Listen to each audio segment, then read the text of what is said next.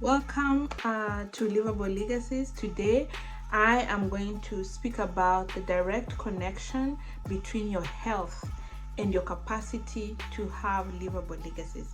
The direct relationship between your health and your wealth. They say health is wealth, your health is your wealth. Well, there's a reason why that saying exists, and there's a truth underlying that phrase.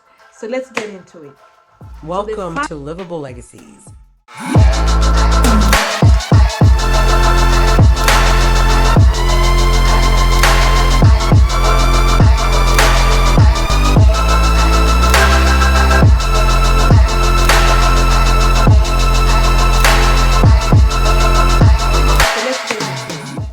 So the first piece is physical health. This body that we inhabit, this flesh and bone that we are in.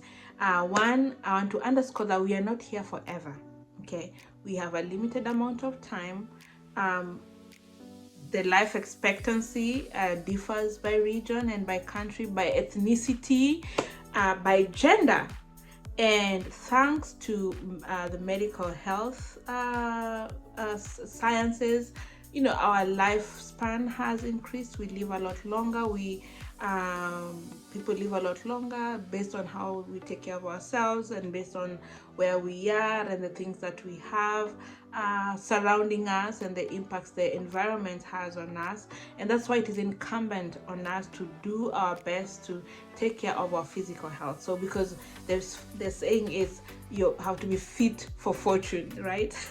So to be fit for fortune, take care of your body, move your body, do exercises, have a doctor, take care of things, have preventative care, so the doctors can tell what is going on with your system, with your body, that you can take care of ahead of something happening. I know I come from an environment where you don't go to a doctor unless you're sick, or sometimes you want to go to a doctor for preventative measures, right? And because of that mentality, and I'll tell you a personal story, because of that I have struggled a lot with anemia and iron deficiency. And it's something, and I had posted a video some time back when I had to go and have iron infusion just because I was low on iron, and it comes from that thought process, or that lingering thought process, that you only go to the doctor when you are sick and when you when something is wrong. Well, we could take care of that before something is wrong, so that you are always on the on your best, or at your best. That's one. Then let's move the body, get physical, do exercises, and take care of your body. Take care of what you eat, the things that you feed in your physical body. Is it a balanced diet? There's a saying that says fit body, fat wallet. So move your body, nourish your body, and take preventative care of this physical body that you have. Take care of your health physically, eat well, sleep well, alleviate stress, and just literally take care of your body, so that you have a fit body, and there's going to be a direct correlation with your fat wallet. So that's okay. So then the second piece is mental health. Okay, mental health. And the saying I like about is wealthy thoughts, and I keep telling my kids, think wealthy thoughts. Think wealthy thoughts. And the idea is to find ways to relieve stress. Do not let things overwhelm you. Feed your mind with healthy thoughts. Feed your mind. Consume things that are nourishing to the mind, that make the mind grow. Feed your especially in this age of social media, where you have access to a ton of information. You have to be very diligent on what kind of information you feed your mind, right? Because inside the mind, as it comes in, that's exactly what you're going to be thinking, and then that's exactly what is going to be your reality. Again, wealthy thoughts. Think wealthy thoughts. Think healthy thoughts. Have positive self-talk. And there's a lot of information out here on how to generate self-love, positive self-perception, have positive self-talk, be kind to yourself. And it begins from where? It begins from our mind and from the kind of reflection that we see ourselves. So if you see yourself as a poor person, someone who is always stressed, it's true. Those conditions might be surrounding you at the moment, but is that all that defines you? Is the question, right? You might not be able to put the food on the table for your children today, right? But will you always be like that? No. Where do you see yourself 5 years from now? I remember yesterday, last night for dinner, I ate rice and beans, just rice and beans. And I was telling a friend of mine, today I'm having rice and beans, and she started laughing, and she's from Tanzania. And she started laughing, and she's like, yeah, rice and beans is healthy. I'm like, yeah, rice and beans is healthy, but my relationship with rice and beans takes me back to grad school when I had to eat so much rice and beans. And I would go to the store and look at fish and look at red meat and beef and lamb and just like stare at it and just like, oh my goodness, one day I'll be able to afford this. Well, now I do.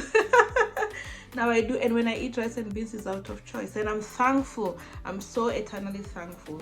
It's the small things, right? It's the small things. So this takes us back to mental health. The circumstance might be what it is now, but the question I have for you: do you think it will always be like that?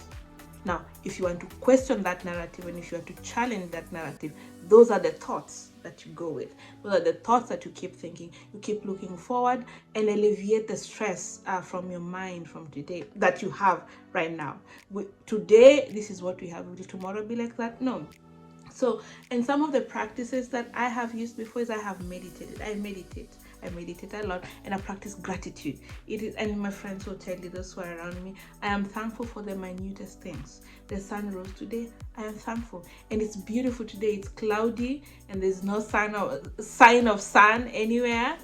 But you know what? It's cool, and I'm in Georgia, so it's cool, and it's good, perfect for walking. Okay, so I practice gratitude and I meditate to be able to keep my mental health in check. That's one. And then I guard my peace and my mental framework ruthlessly. I get into an environment and I find the energy is sort of like this, 50-50. I don't put myself in situations that will disturb that peace or will create that mental noise in my head, because I have a target to where I'm going. I am so focused. I have been in situations, particularly after I had a baby, and I didn't even know this. That's the thing. I didn't even know until a friend of mine pointed and said, Rose, you could be having postpartum depression. And I didn't even know that. I didn't know. I mean, I was just like, this is so weird. What's going on? I feel like I'm outside of my body, that kind of thing. So, and a friend pointed it out to me, and then I had to go to the doctor and say, you know what, this is what I'm feeling. Could you help me deal with this? Or what is this? What is going on? So again, mental health is so important, because all of wealth and wellness and all of that begins from within. And from within where? From within your mind. There are many people and many spiritual speakers and religions that, like, it begins from inside. I will tell you, it begins from inside. And where is that inside? Inside is the mind, which builds out the thoughts that we think. So that's second. We have physical health, mental health. Okay, thoughts. Think wealthy thoughts. And the wealth begins from within. I believe that, and I live that 100%. The next is community and network. Particularly as women, make friends, open doors for people, connect with people, join those groups, participate in organizations, participate in groups, mentor someone. From wherever you are, you could be of help to someone. That networking and community building helps and feeds you too. The more you give of yourself to people and to environments, the more that is given to you as well. And I think that is so important, particularly in connection to mental health, because you as human beings, we are not islands, right? We're not islands. You don't exist on your own. The Because of relationships, and because someone knows someone knows someone, and because of someone else pouring into you and you pouring into someone else, you forge forward, you find new ideas, you find new ways, perspective of looking at things in very, very practical ways. There was a time in my life when I was so low. I had abandoned myself. It's like, this is me here, and this is someone else that is Rose, or someone else that looks like Rose, somewhere next to that person.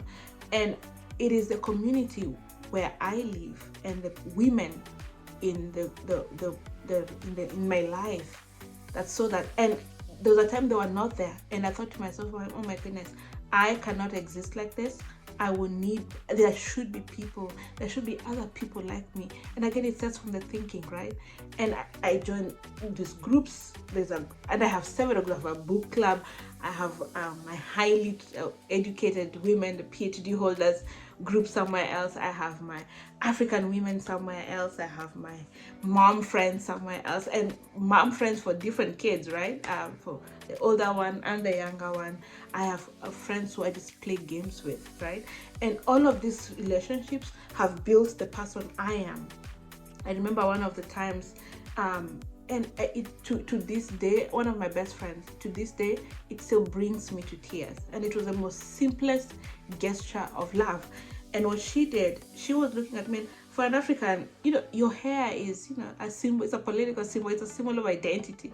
And maybe not just African, but all women, I guess. I don't know. You tell me from where you are. And my hair was so unkempt, and I would wrap it around because I have no time to even comb my hair. Because I have kids, I am so stressed. There are so many things to be done. I am not done with my dissertation. I have my professor and my committee won this. So it was and I have a child who has potential for special needs. Like, the world was just happening. And then this friend said, you know what, Rose, come here. I will fix your hair. Let the kids come with the kids. Let them play. And the kids found their friends to play with. Sit here and I'll fix your hair. She washed my hair. She braided my hair. And in the end, I looked at the mirror and I was just crying. And for someone to give of themselves, of their time and their skill, to do something for me for no money. It was not even because I was going to pay her. We were not even good friends from then. But she poured it. That simple act of taking care of me and pouring love onto me gave me so much overwhelming love and joy. And from that on, and it was like I was looking for a symbol, from then on I knew I will be okay. This environment will get out of it, and then we'll go back to the path where we were going, and we'll learn from this, and someone else will benefit from my story and from my experience, hopefully. And if you think this will benefit someone, please share. If this will touch someone's heart, make someone's day better, please share. Click follow below, and let's move on. So that is our community and network. And there's a saying that goes, your network is your net worth. And it does not necessarily have to mean money. Okay, it could mean just the laughter of just having human beings and people you share something in common with. Feeds your soul and relieves that stress and builds your mental capacity and mental strength in ways that money cannot even count. Okay, so that's one. And then another saying that I like so much is that wealth grows in good company. So mind the company you keep. Are these people who are moving forward? Are these people who are just, are not moving forward? What are their interests? And again, you could have different groups for different things. I have 6 different groups of women, and sometimes when I bring them all together, well, it doesn't necessarily always work, but I love them all together. They feed different parts of me, because again, like we said before, you're not just one thing. Okay, we are someone else and someone else and someone, and there are different components that make me, for example, me, Rose. Okay, so that's 3. Okay, next is financial. literacy and empowerment. I think this is so critical, particularly for immigrant women. This is so critical. This country that we move into have endless amounts, and they prey on your innocence and your naivety and not knowing what the terrain is in this new environment. So but the first thing I want you to do is understand what your money is doing. Okay, understand what your money is doing. Okay, understand where your money is going. Okay, understand, get a hold of your debt. And this is something that is very near and dear to my heart. Your income, the ratio of your income and your debt, you should evaluate that. Find resources to manage your financial well-being. And I talked about this in a previous video. And what I'm saying is, empower yourself financially. How can you make your money grow? How can you extend the dollar or whatever currency it is you're using, shilling or rand or whatever currency it is you're using? How can you extend it? Find ways to extend it, okay? And then make it work for you. Okay, make that money, put that money to work so that you're not constantly grinding. Finance your future, right? Don't leave it to chance. Don't leave it to, oh, maybe it will be, I don't know. Finance your future. And how you finance your future is managing your finance now, today. And how you do that is empower yourself. There is tons and tons of resources out here online, in the environments that you live in. Find those opportunities for empowerment. Learn how finances work. Find ways to invest your resources. Okay, don't just consume. Find ways to multiple channels of bringing income in. Okay, all right, that is that for today. The direct relationship between your health and your wealth, and there's 4 steps like we have talked about. There's physical health, there's mental health, there's financial health, and there's networking and your network and your community health. Well, that is that for today. I wish you well. Again, be limitless. We are here now and today. Be limitless. Expand to your most widest potential. Be limitless. Thanks for watching. Don't forget to hit the like button and subscribe so you never miss out on the latest content. I'll catch you in the next one.